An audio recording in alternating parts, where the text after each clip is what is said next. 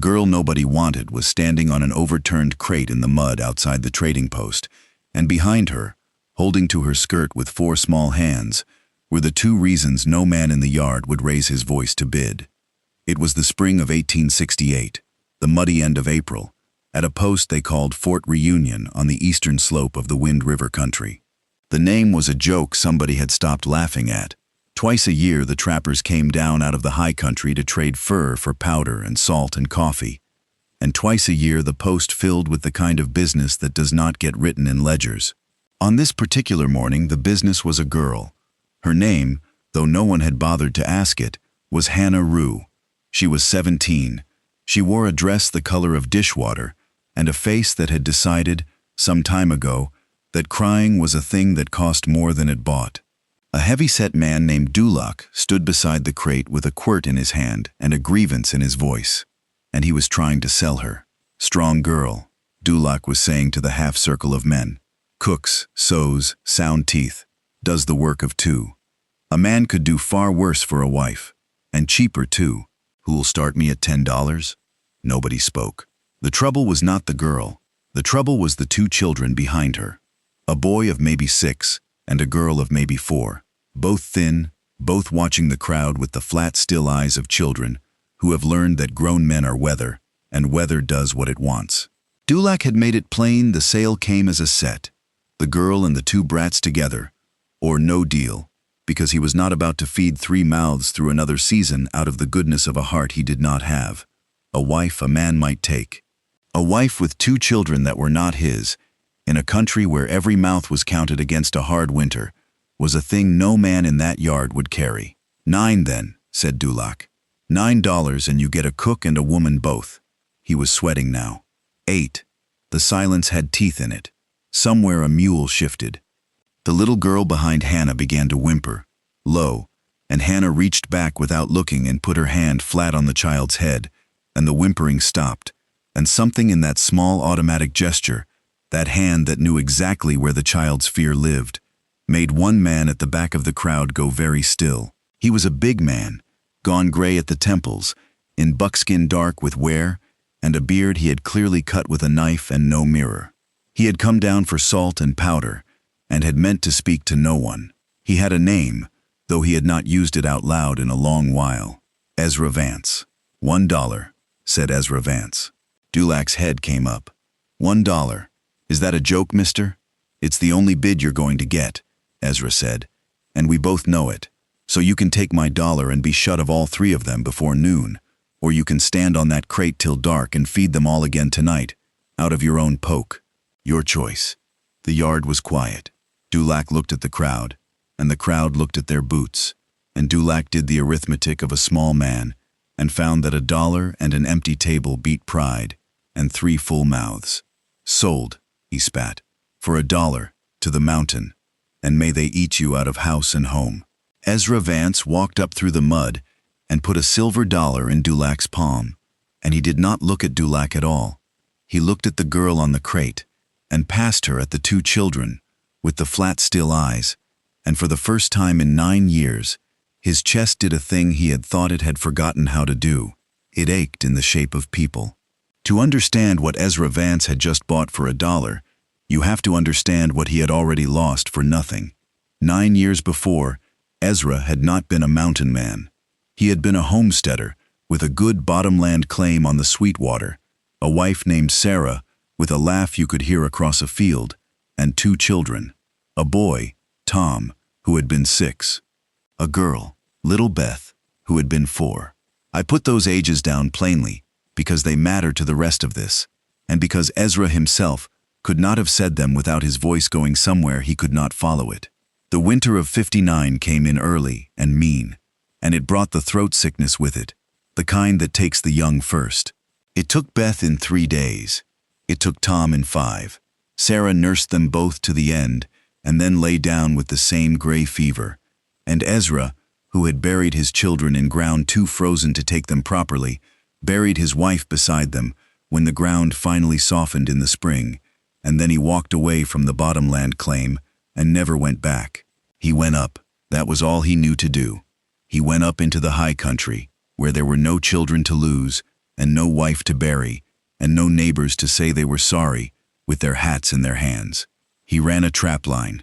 He spoke to his horse and his dog, and, on the bad nights, to people who were not there. He came down twice a year for salt and powder, and left before anyone could make him talk. 9 years of it. A man can live a long time on nothing but the refusal to feel the next thing. There is a line from John Muir, who loved those same mountains and understood the pull of them, that I have thought about every time I have told this story. The mountains are calling, Muir wrote to his sister, and I must go. For most men that call is a joy. For Ezra Vance, it had been a place to hide from a grief too big to carry down among people. He had gone to the mountains because the mountains do not ask you how your children are.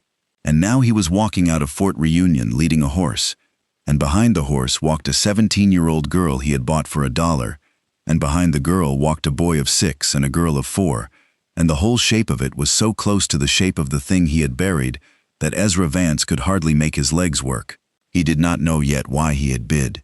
He would spend the whole climb telling himself it was only that he could not stand to watch Dulac feed those 2 small ones one more grudging meal. That was true. It was just not the whole truth. And Ezra was a man who had gotten very good at stopping at the part of the truth that did not hurt. He had 2 days of trail ahead of him, and for the first hour of it not one of the 4 of them said a word. The girl walked with the boy's hand in her right hand, and the small girl riding her hip when the child tired, and she watched Ezra's back the way you watch a dog you have not decided about. Ezra could feel it. He had bought her, in the eyes of the law and the post, as a wife. He knew what she was braced for. He had seen it 100 times in 100 hard men, and he wanted, badly and clumsily, to tell her she had braced for the wrong thing, and he did not have the words, so he said nothing, which was worse. They stopped at noon by a creek. Ezra made a small fire and boiled coffee, and took from his pack the good jerked elk and a twist of dried apples he had bought as a treat for no one, and he laid it all out on a flat stone and stepped back from it. "Eat," he said, "all of you. Don't be shy about it, and don't save any. There's more where we're going." The children looked at the girl.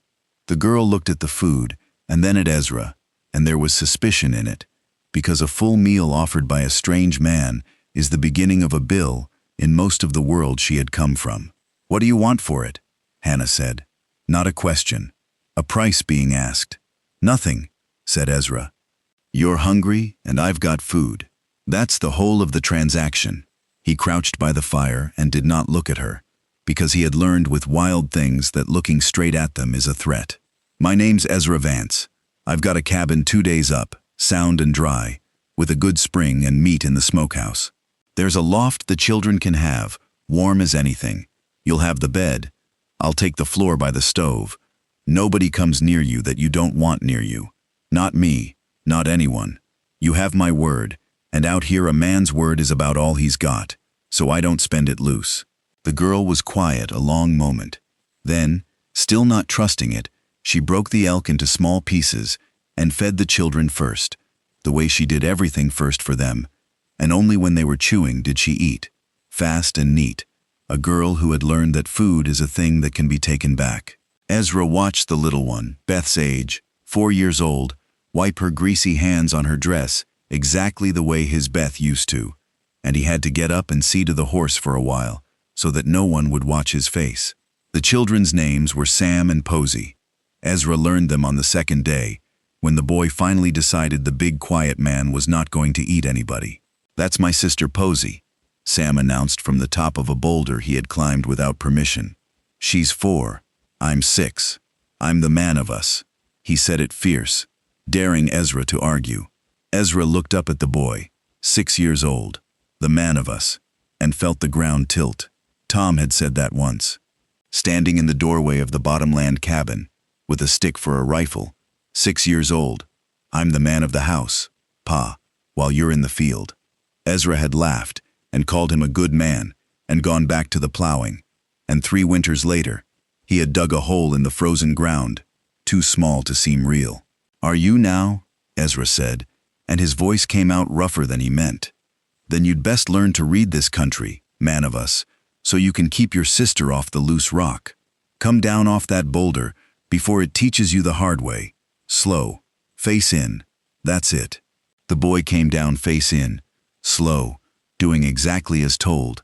Glowing at having been given a job, and called a man in the same breath. And Ezra Vance, who had not been anybody's pa in 9 years, felt a door he had nailed shut a long time ago give a single dangerous inch. That was the thing about these two. Sam was Tom's age. Posy was Beth's age. It was as if the fever winter had run backward and set 2 small ghosts down on his trail, close enough to touch, and every hour on that climb, Ezra had to remind himself that they were not his lost children, that Sam and Posy were their own people, with their own dead behind them, and that the ache in his chest was not permission to pretend otherwise. Hannah saw it. Girls who have had to read men to stay safe learn to read the good ones too, eventually.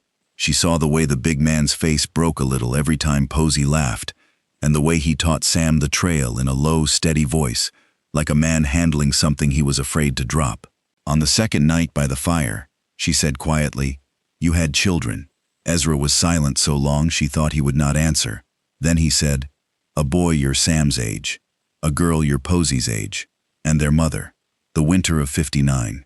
He fed a stick to the fire. I don't say it out loud, generally. I'm out of practice at it. Hannah looked at the 2 sleeping children, and then at the man who had bought them all for $1 and given them his bed and his word, and something in her that had been clenched tight since long before Dulac's crate loosened, just slightly, in the firelight. The cabin was better than he had made it sound, because Ezra Vance was a man who made everything sound smaller than it was.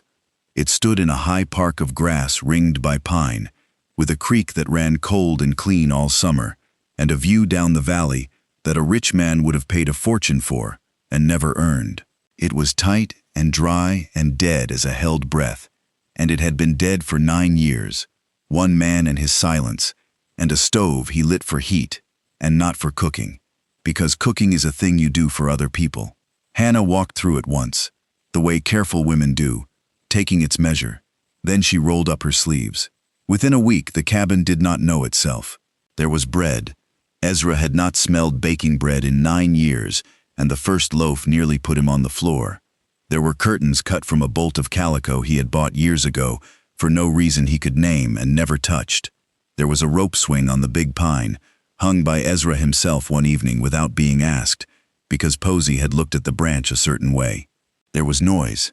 Children's noise, the racket of small feet and small arguments and sudden shrieking laughter, the exact noise a cabin makes when it is alive, the noise Ezra had run 2 days up a mountain to never hear again, and he found, to his own bewilderment, that he could not get enough of it.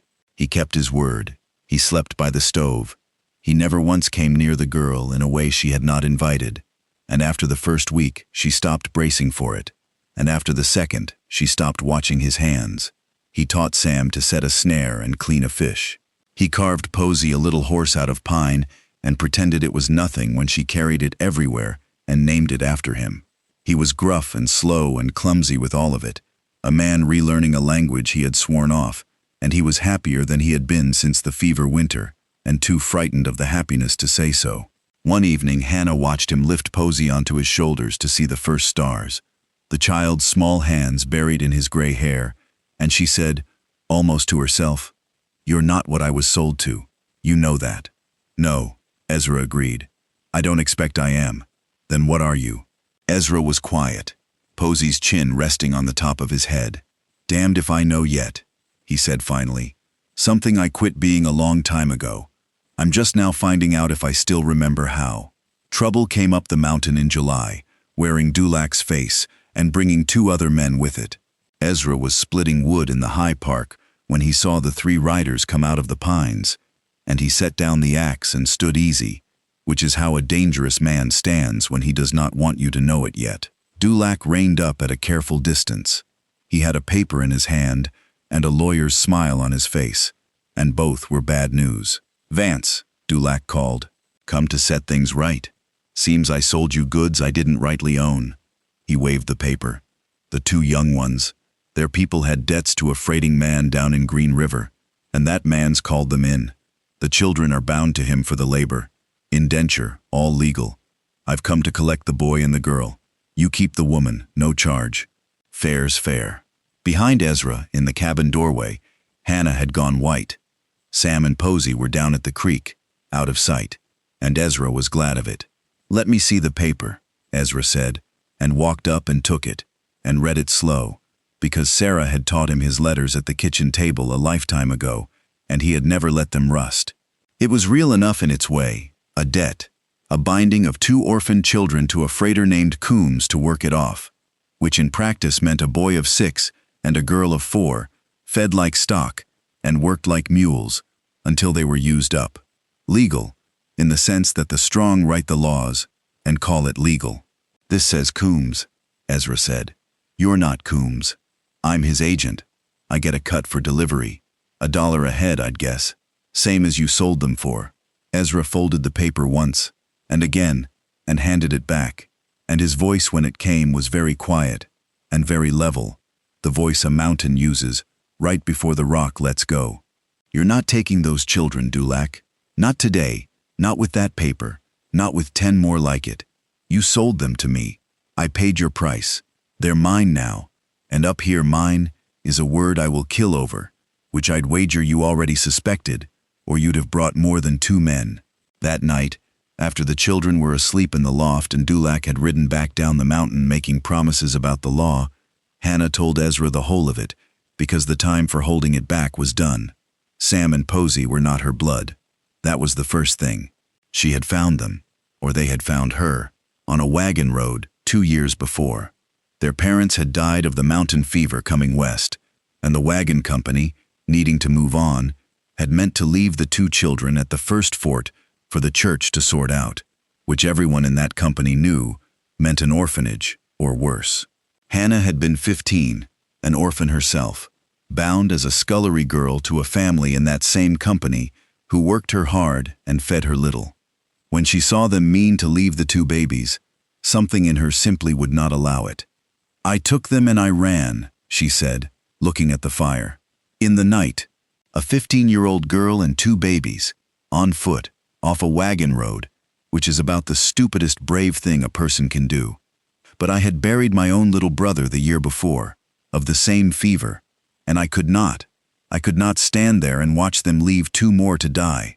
So I didn't." She wiped her face once, hard, angry at the tears. "I kept them alive 2 years, begging, working, stealing when I had to, may God forgive me. And then Dulac caught us stealing eggs, and he found out about the freighter's paper on the children, and he saw a way to make $3 off us, and you know the rest. He put me on that crate to sell the woman and dump the children on whoever bought me." Ezra listened to all of it without moving. When she was done, he was quiet a while. "So nobody wanted you," he said slowly, "because you came with 2 children that weren't even your own, that you nearly died keeping alive, out of nothing but a decent heart in a girl the world had given no reason to have one." He shook his head. Hannah Rue, that whole yard at Fort Reunion looked at the best person in it standing on a crate, and not one of them could see it. "I paid $1. I have never in my life gotten such change back from $1. Ezra did not wait for the law to come up his mountain. He went down to meet it, which is a different thing entirely. He left Hannah and the children at the cabin with the dog and the rifle, and instructions he prayed she would not need, and he rode 2 days to Green River, to the freighting yard of the man named Coombs, and he walked into that office with a poke of prime beaver and marten on his shoulder, and set it on the desk. "You've got paper on 2 orphans named Sam and Posy," Ezra said. "A debt their dead folks left. I've come to buy the paper out, whole, every cent, plus your trouble, and Dulac's cut on top so he'll stop riding up my mountain. Name the number." Coombs was a shrewd man, and shrewd men respect 2 things: money and the look in the eye of a man who has decided.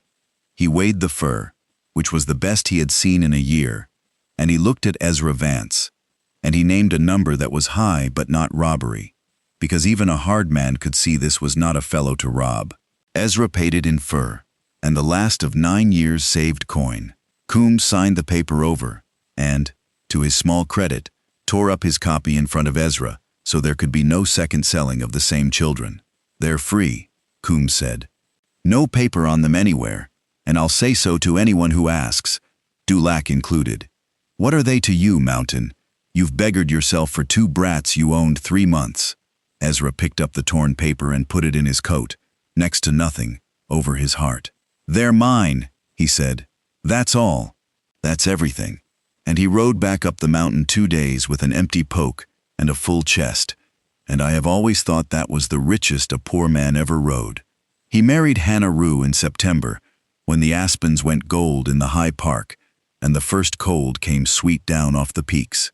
He asked her plainly, the way he did everything, and he was careful to ask it right, because he had learned what she had been sold as, and he would not have her think this was that. They were on the porch in the evening. The children were catching the last of the light in the grass. Hannah, he said, I want to say this so there's no mistaking it. I did not buy a wife at Fort Reunion.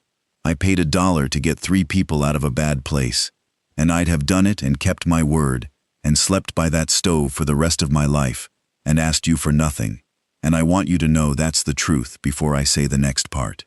He turned his hat in his hands. The next part is that somewhere in these months I stopped sleeping by that stove out of duty and started doing it because being under the same roof as you and those two was the first thing in 9 years worth staying alive for. I love you, girl. Not the way a man loves a thing he bought. The way a man loves the person who taught his dead heart to beat again. I'd be honored past speaking if you'd marry me. And if you wouldn't, you and the children have this home for as long as you want it just the same. That part never changes. Hannah was quiet, and then she was crying, and then she was laughing, all 3 at once the way people do when a thing is too big for one feeling. Ezra Vance, she said.